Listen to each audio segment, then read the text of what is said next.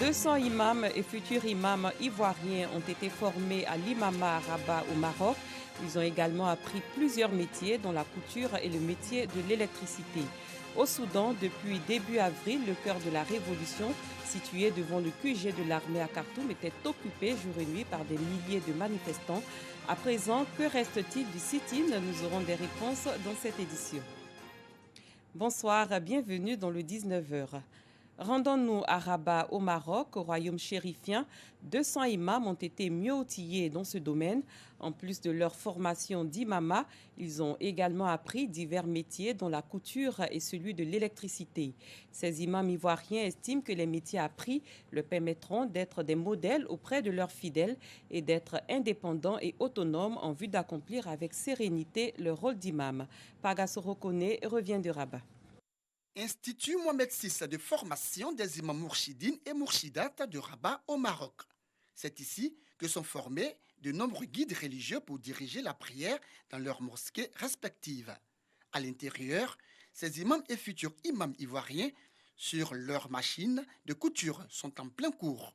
Parmi eux, Issa, marié et père de 8 enfants.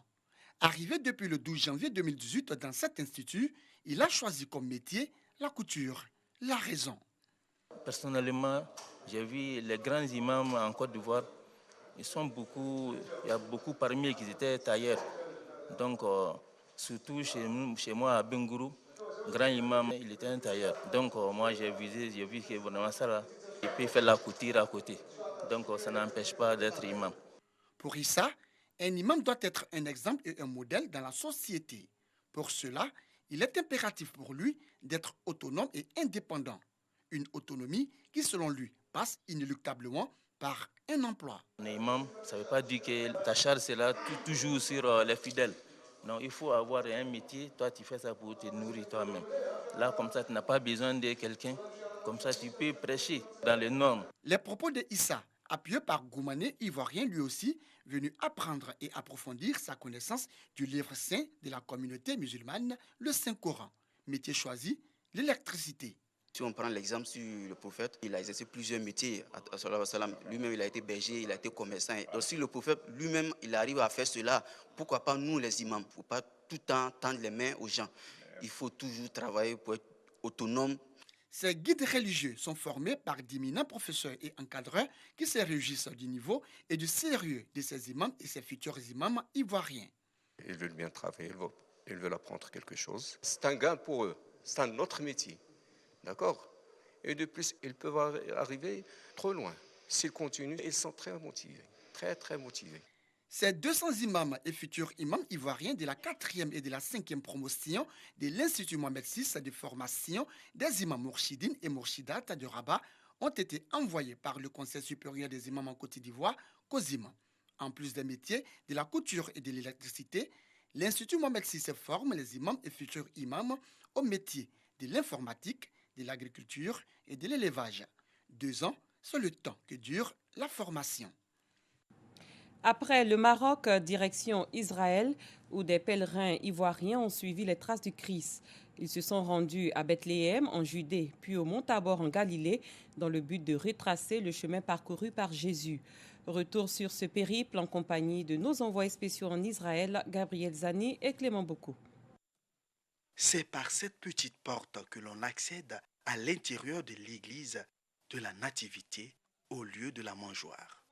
Des Asiatiques, Américains et Africains franchissent cette porte chaque jour pour voir le lieu de la naissance de Jésus et la mangeoire. C'est hautement spirituel et cela nous permet de découvrir l'Antiquité, l'histoire de l'Église par delà, et c'est un plaisir pour moi de découvrir ce lieu. La naissance de Jésus représente pour moi une grâce particulière parce que pour moi, il est venu nous sauver, il est mort pour l'humanité entière.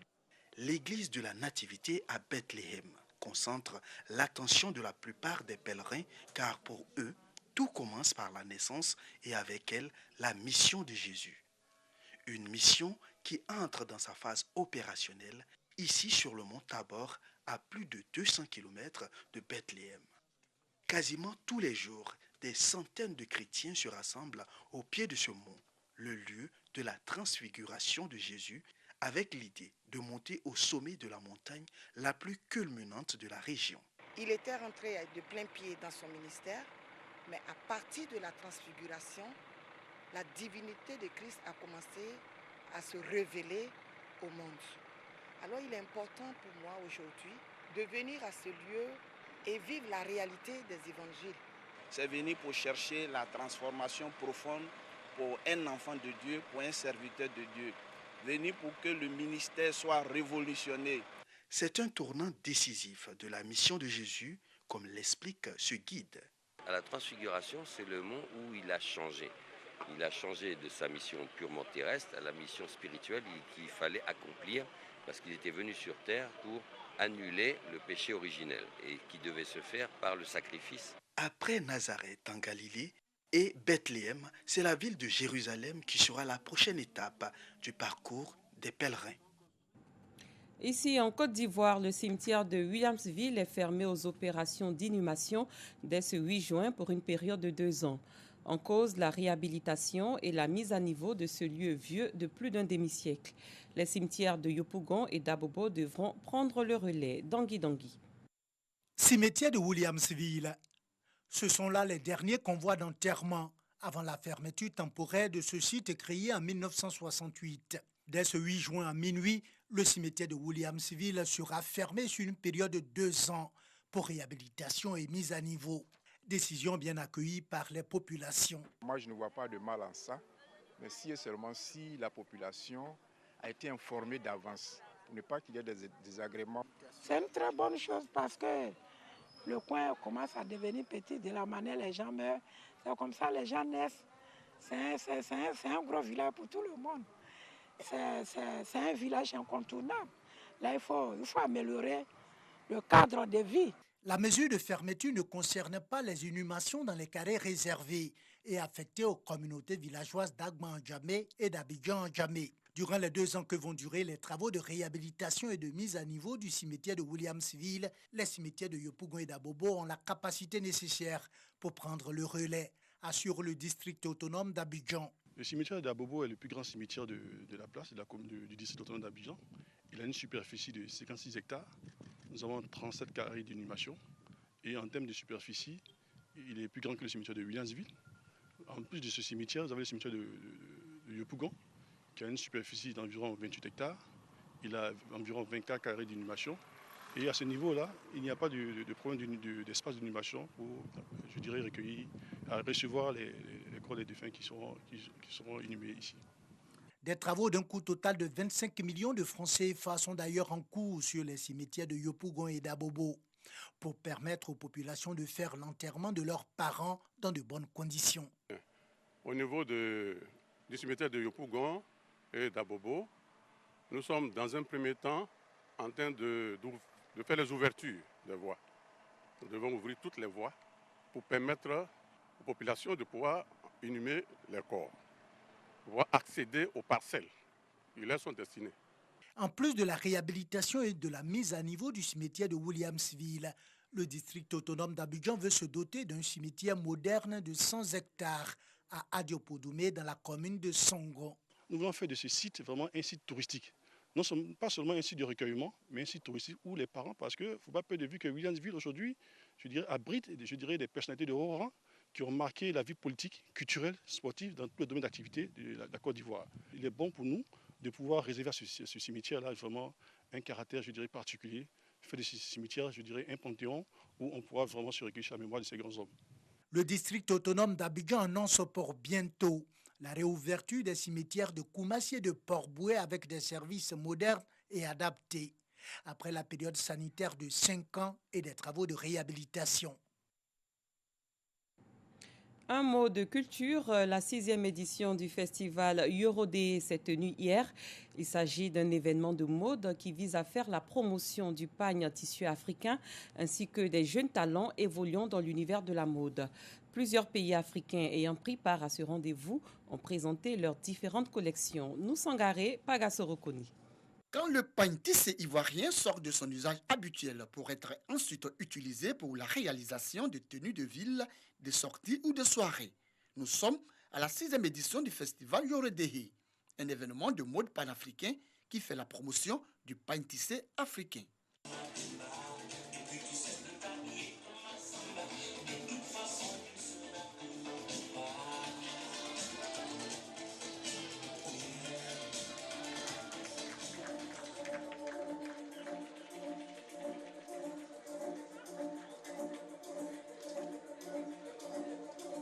Le pain tissé n'était pas assez valorisé.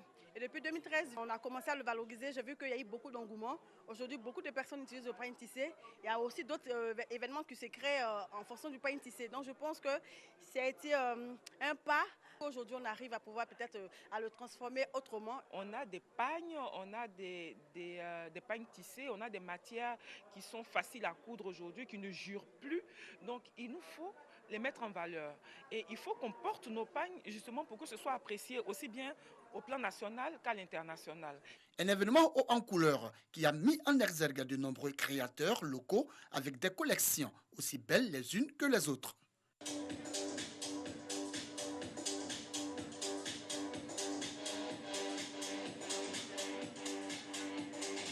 6 pays invités à cette 6e édition du festival Yoredehi: le Bénin, le Burkina Faso, le Cameroun, le Gabon, le Sénégal et le Tchad.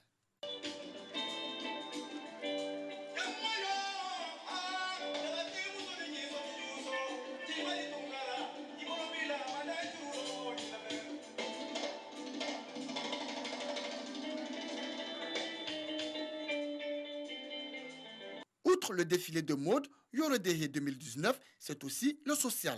La vente aux enchères de certains articles et vêtements a permis de collecter des fonds en vue de l'achat de machines à coudre pour l'insertion des jeunes filles dans le département de Bloléquin.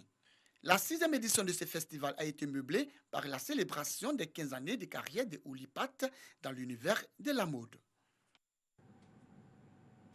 Ailleurs, les Algériens se sont une nouvelle fois massivement mobilisés pour un 16e vendredi consécutif, le premier depuis l'annulation de la présidentielle qu'ils rejetaient en bloc et au lendemain de déclaration du président par intérim, réaffirmant sa volonté d'organiser néanmoins un scrutin à très court terme. Selon les manifestants, l'armée ne doit pas faire de politique. Christian Kogbi, Dangui. C'est la 2e fois qu'une présidentielle est annulée en moins de 3 mois.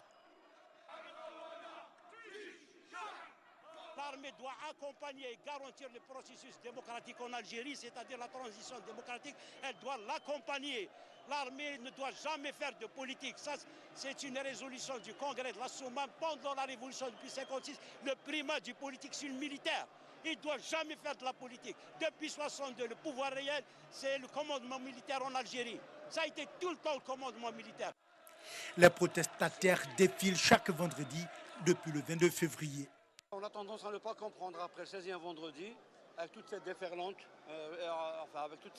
populaire, qui normalement destituerait n'importe quel des pouvoirs au monde. Mais bon, là, notre pouvoir est atteint de surdité, apparemment. Mais bon, nous disons simplement que nous continuerons, on ne va pas s'arrêter.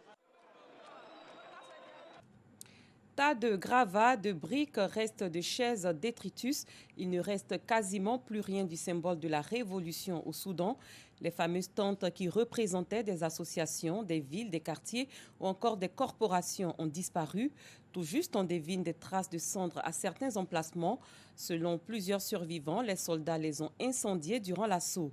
Par terre, les dessins et les slogans à la gloire de la révolution, tracés à la craie par les manifestants, sont toujours là, mais les protestataires, eux, ont disparu.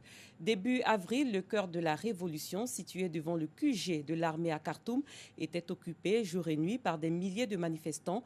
Ils y avaient installé des tentes et des scènes pour réclamer pacifiquement, dans une ambiance de fête permanente, un pouvoir civil. Mais lundi, des soldats, principalement membres de la milice paramilitaire FSR, ont attaqué ce symbole de résistance pacifique, faisant plus d'une centaine de morts. En sport football, suivons les réactions de supporters à l'extérieur du Parc des Princes où s'est déroulé le match d'ouverture de la Coupe du monde féminine de football entre la France et la Corée du Sud. Les Bleus se sont imposés 4-0. Christiane Kogui, Dangui. Entre les Bleus et leur public, l'histoire d'amour ne fait que commencer. En ouverture du mondial, la France bat la Corée du Sud 4-0 à Paris. On a l'habitude de voir les mecs plutôt des hommes. Ouais.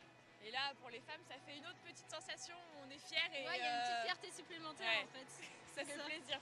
L'équipe de France féminine n'avait pas été suivie comme ça depuis toujours. Et là, honnêtement, c'était incroyable. Le soutien du public, 45 000 personnes pour voir l'équipe de France. Magique, magique, vraiment. C'est bien, c'est super. Dans une ambiance comme ça, dans le parc en feu, c'est la folie, c'est parfait. C'est bien. Comme les hommes, parfait quoi. Enfin, en espérant que ça continue et qu'on aille loin quoi. Voilà, c'est tout. Allez les Bleus quoi, bravo mesdames, merci. Fin de cette édition, merci d'avoir été des nôtres. Très bonne soirée, je vous retrouve demain.